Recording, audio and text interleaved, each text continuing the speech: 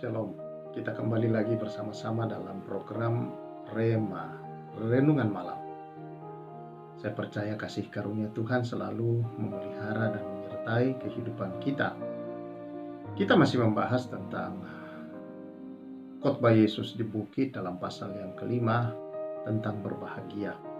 Kita akan menyelesaikan hal ini saudara-saudara dalam firman Tuhan. Kita sudah membahas ayat yang ketiga dan ayat yang keempat. Kita akan membaca keseluruhan ayat yang kelima sampai 12. Demikian. Berbahagialah orang yang lemah lembut karena mereka akan memiliki bumi. Berbahagialah orang yang lapar dan haus akan kebenaran karena mereka akan dipuaskan. Berbahagialah orang yang murah hatinya karena mereka akan beroleh kemurahan. Berbahagialah orang yang suci hatinya karena mereka akan melihat Allah. Berbahagialah orang yang membawa damai, karena mereka akan disebut anak-anak Allah. Berbahagialah orang yang dianiaya oleh sebab kebenaran, karena merekalah yang empunya kerajaan surga. Berbahagialah kamu jika karena aku kamu dicela dan dianiaya, dan kepadamu difitnahkan segala yang jahat. Bersukacita dan bergembiralah karena upahmu besar di surga. Sebab demikian juga telah dianiaya nabi-nabi yang sebelum kamu. Saudara-saudara yang saya kasihi, seperti saya bahas di dalam dua ayat sebelumnya, ayat 3 dan keempat. Kata berbahagia, mengapa dianggap mereka berbahagia, saudara-saudara? Mengapa bisa berbahagia kalau mereka dikatakan di sini lemah lembut, kalau mereka lapar dan haus akan kebenaran, kalau mereka murah hati, kalau mereka memiliki hati yang suci, kalau mereka menjadi pembawa damai, kalau mereka dianiaya atau dicela, difitnah oleh karena kebenaran atau karena Kristus, saudara-saudara. Nah, kebahagiaan ini bisa dicapai oleh setiap orang-orang ini dikatakan oleh Allah, oleh Yesus kepada orang Israel, oleh karena itu adalah pergumulan mereka. Mereka, saudara-saudara, senantiasa bergumul di hadapan Allah akan hal-hal seperti ini.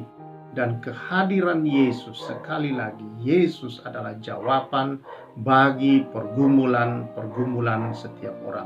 Yesus adalah jawaban yang menyediakan semua yang diperlukan ini. Orang yang lemah lembut, saudara-saudara, adalah orang yang rendah hati. Saya tidak bisa jelaskan lebih panjang lebar, tapi Yesus berkata, "Belajarlah padaku karena aku lemah lembut dan rendah hati." Orang yang lemah lembut, saudara-saudara, adalah orang yang marah tepat pada waktunya, yang tunduk sepenuhnya pada Tuhan. Yesus pernah marah dalam kemarahan ilahi oleh karena salah menggunakan bait Allah.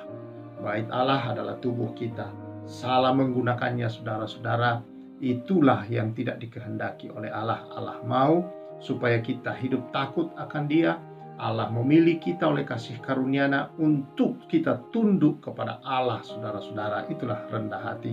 Kita bisa oleh karena kasih karunia Tuhan telah dianugerahkan, dosa sudah diselesaikan, dan kita tidak lagi dikuasai oleh dosa, berarti kita dikuasai dan tunduk kepada Allah. Kerendahan hati yang sejati, saudara-saudara, adalah menempatkan Kristus pada posisi yang sesungguhnya, dan kita berada pada penyembah dan orang yang beribadah kepadanya. Lapar dan haus akan Allah, akan kebenaran, pasti akan dipuaskan, saudara-saudara.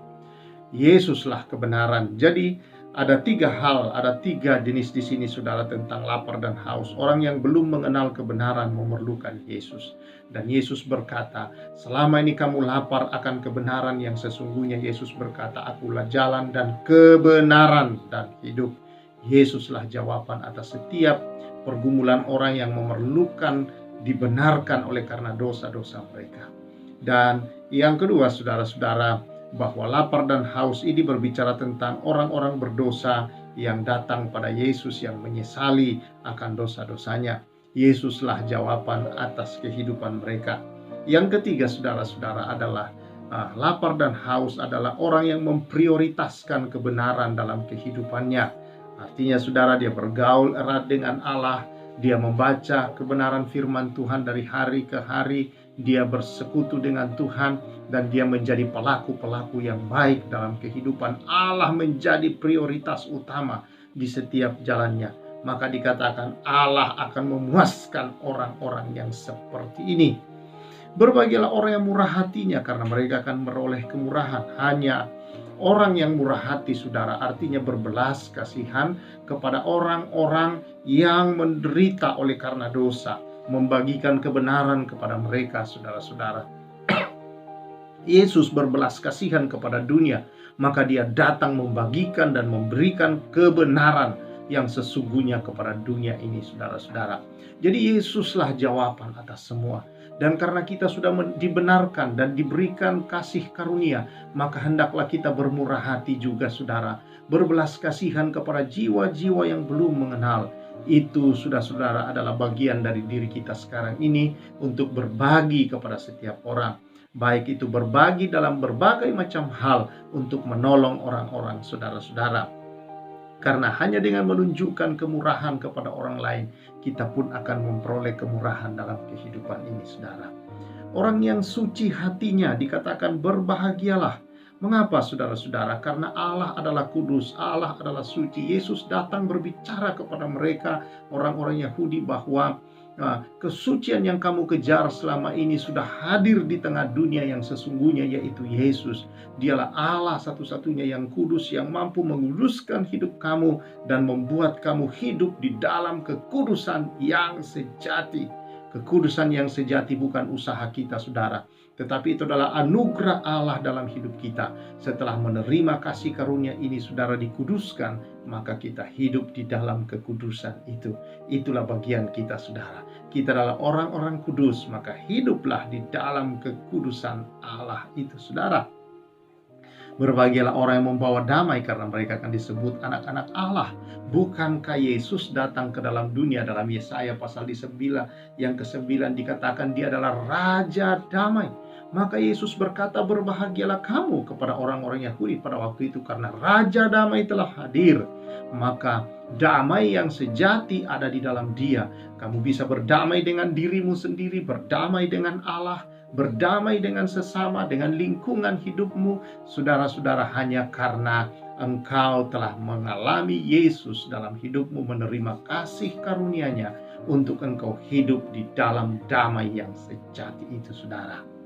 Puji nama Tuhan. Berbahagialah orang yang dianiaya oleh karena kebenaran, mereka lah yang punya kerajaan surga. Dan sebelum itu saya ingin tambahkan sedikit yang ayat berbahagia karena damai membawa damai. Maka saudara, kita bisa membawa damai di dalam hidup ini, dan membawa berita damai itu kepada orang-orang lain, bahwa kalau orang merindukan yang namanya damai yang sejati, itu hanya ada di dalam Yesus Kristus Tuhan. Hati, jiwa yang damai, hidup yang damai ketika dosa diampuni, dan beroleh damai sejahtera yang sesungguhnya dari Allah. Hidup damai dengan diri sendiri, bisa menerima keadaan hidup, dan saudara-saudara, damai dengan sesama. Dan terlebih adalah kita sudah berdamai dengan Allah. Puji nama Tuhan atas semua itu.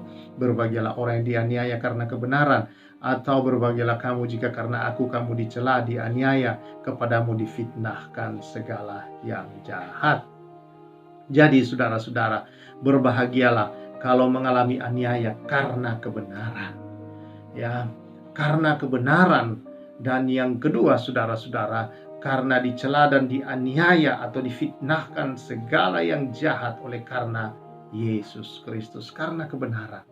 Oleh karena kita melakukan yang benar, seringkali saudara-saudara, kita dicela, kita dianiaya, kita diperlakukan tidak seharusnya, saudara, hanya karena masalah agama. Seringkali itu terjadi, saudara-saudara. Tetapi berbahagialah kamu, karena Tuhan berkata di sini, kalau itu difitnahkan kepadamu akan segala hal itu, bersukacita dan bergembiralah karena upahmu besar di sorga. Mari kita hidup, saudara-saudara, sebagai orang-orang berbahagia di dalam dunia ini. Oleh karena kita tahu kita menerima kasih karunia Tuhan, kita dibenarkan, kita diampuni, kita dibuat berharga, kita dibuat bernilai, kita dibuat mulia oleh karena korban Kristus. Maka kita berbahagia. kita menerima semua ini, saudara. Kita bisa berjalan sebagai orang yang membawa damai. Kita bisa berjalan sebagai pemberita kebenaran, saudara-saudara. Kita adalah orang-orang yang berjalan dalam kekudusan Allah. Orang-orang yang senantiasa berbahagia karena kita memiliki kemurahan hati Allah di dalam diri kita, saudara. Senantiasa kita dipuaskan oleh Allah karena Allah adalah prioritas hidup kita.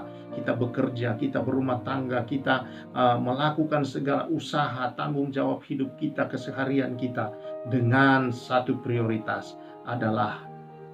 kita adalah kerajaan Allah, saudara-saudara. Semua karena Allah, semua karena anugerahnya, semua karena kebaikannya. Kita bisa berjalan dalam semua itu. Puji nama Tuhan. Itulah Yesus berkata, kamulah terang dunia, kamulah garam dunia. Oleh karena Dia telah hadir memberikan itu semua dalam diri kita, bisa membawa damai, bisa membawa kebenaran. Orang yang telah suci hatinya dikuduskan, disucikan, saudara-saudara. Orang yang senantiasa dipuaskan oleh Allah akan kebenarannya, saudara. Dan kita bersyukur kita diberikan kerendahan hati untuk bisa menyatakan kepada dunia akan siapa Kristus itu. Itulah terang, itulah garam, saudara-saudara, di tengah dunia ini.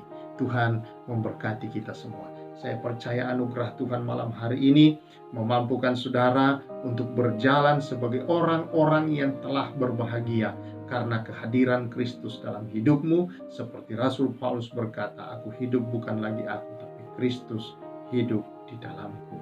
Berkat-Mu atas umat-Mu di dalam nama Tuhan Yesus. Haleluya. Amin. Saudara yang saya kasih dalam Tuhan, puji Tuhan, biarlah kita terus berjalan sebagai orang-orang yang berbahagia dalam kehidupan ini, dan tebar kebahagiaan dimanapun engkau berada melalui kebenaran yang disampaikan. Tuhan memberkati. Saya Pastor Samuel mengucapkan salam restorasi.